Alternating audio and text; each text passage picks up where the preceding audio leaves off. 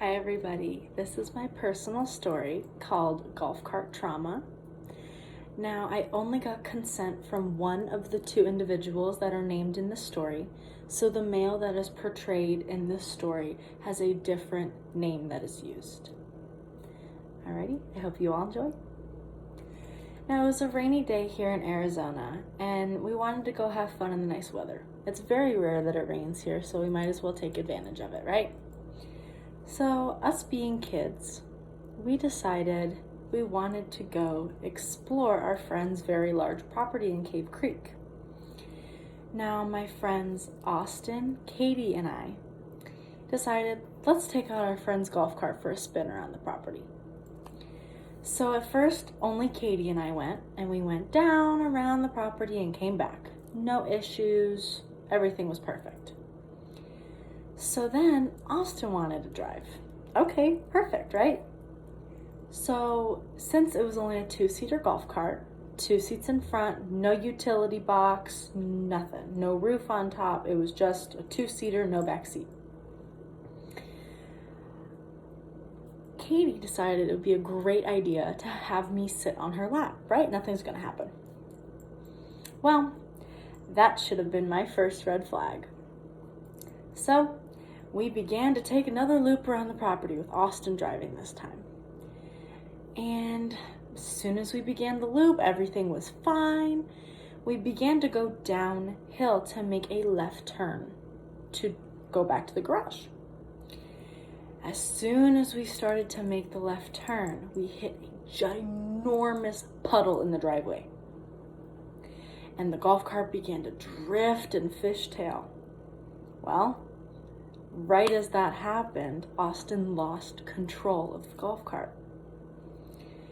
Now, Katie and I were thrown from the golf cart. We're about 150 feet we were thrown. And she landed on top of me, where we landed on the concrete. Now, immediately when I landed, I knew that something was wrong. I could not get up. I was in severe pain. Now, I laid helpless on the driveway in the pouring rain since I couldn't get up. They didn't want to move me in case something was wrong. So I laid helpless in the rain for about 45 minutes. The paramedics finally did arrive. Now, I was taken to the nearest hospital that had the greatest trauma center in the West Valley. And they ran a multitude of CAT scans, x-rays, and everything trying to figure out a diagnosis for what had happened to me. Obviously, I had severe pain. Something had to have been wrong. So later that night, probably about 3-4 hours later, after all the results came back, they came to a collective diagnosis that it was a fractured pelvis. I was given plenty of the good drugs, as I like to call it, to numb the pain and get me through the night.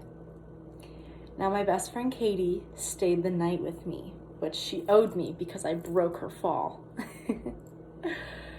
But I was released the next morning, and I was sent home with a walker to go around the house, get to the bathroom, whatever. Had a little basket on it to put all my goodies in there, all my pills and everything. But then I would also have crutches for short distance. So walking to the car, walking to my friend's apartment next door, whatever the case may be.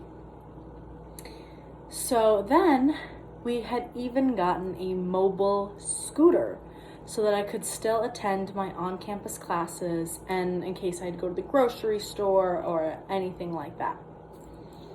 Now, it was a very long 14-week recovery for me.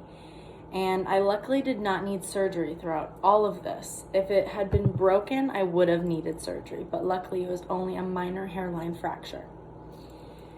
Although it was still a very painful injury still to this day. Now, I am not fully able to work, but I can walk without help and I can stand without pain, minimal pain. And I am still unable to drive as it would put too much strain on my pelvis. But this is still going to be a very significant and important life event that will stay with me until I die, because a fracture to any lower bone in your body is very traumatic, as it could have affected me carrying children in the future and things of that sort, walking, running, driving even, you know. But yes, that is my pelvis fracture golf cart story. I hope everybody enjoyed.